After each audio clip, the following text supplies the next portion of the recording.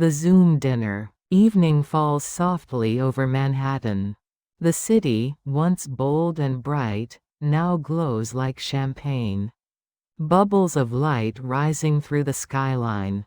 From her window on Park Avenue, Evelyn Parker watches the night settle. She's always loved this hour when the world outside grows quiet, and the lights of home begin to speak. She moves with deliberate grace, setting the table as she always does. Fine china, polished silver, linen napkins folded with precision. It's not just dinner, it's a ritual, a performance of love and order. And tonight, she adds one more guest. A laptop at the center of the table. Its screen reflecting 3 tiny windows of life. Her children, scattered across the country. She checks the camera angle, smooths her hair, and says playfully, "All right, everyone, cameras on." Smiles up. "Pretend you like each other." The screen flickers to life. 3 faces appear grown, successful, and busy, but still her babies. Michael, her eldest, a surgeon in Boston, leans into the frame, still in scrubs. Behind him, hospital monitors beep faintly. Claire, the middle child, joins from Los Angeles, multitasking. Even as she smiles, a headset on one ear, a glass of rosé in her hand. And Ben, the youngest, beams from Austin, chopsticks in hand. Clearly eating takeout again. "Evelyn, Ben, are you eating from a box again?"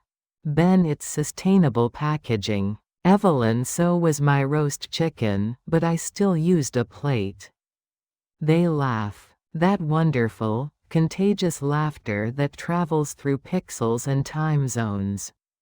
Even Harold, in his apron, can't help but chuckle as he carries a tray of chicken to the table. "Harold, evening, kids. Your mother's roast chicken has survived another week." "Claire, Dad, we can see the fire extinguisher behind you." "Harold, just for decoration." Evelyn shakes her head, smiling.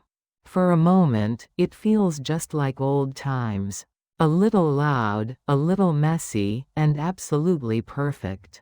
As the conversation drifts, Evelyn listens more than she talks. Michael's talking about a new clinical trial. Claire's describing a film premiere she's covering next week. Ben's joking about his latest app launch. Each story floats across the table like a bubble, bright, alive, and fleeting. Evelyn sips her wine, her smile gentle. "You've all become exactly who you were meant to be," she says softly. "Just very far away from me." They don't hear the whisper. But Harold does. He reaches under the table and gives her hand a quiet squeeze. "Harold, they're living their lives, Evie. That's what we raised them for."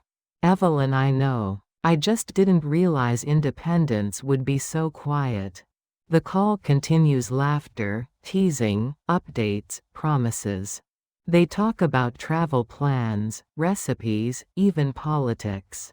Ben raises his glass of beer toward the camera. Ben to family, no matter how many miles apart. Evelyn smiling to family and better Wi-Fi. Everyone laughs again. But as the evening fades, one by one, the children sign off. First Michael, called back to the hospital. Then Claire, another meeting. And finally Ben, with a quick wave and a kiss blown toward the screen. The laptop closes with a soft click.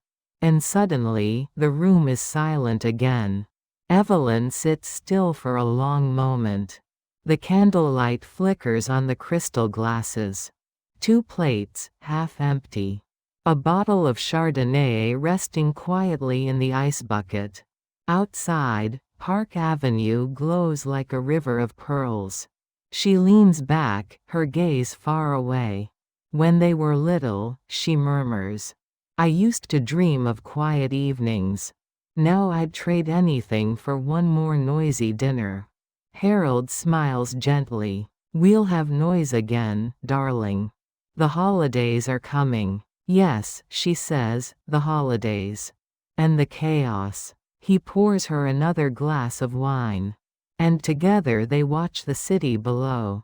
Cars gliding past like memories they can't quite hold onto.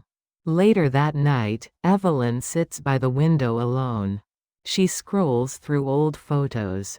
Birthdays, Christmas mornings, family trips to Cape Cod. Laughter frozen in time. She pauses at one picture, the whole family around the table. The same one she sits at now. Her eyes soften. Funny, she says quietly, I thought. The secret to happiness was keeping everyone close. Turns out, it's learning how to love them from far away. She closes the laptop, takes one last sip of wine, and smiles. Cheers, she whispers. To them and to us.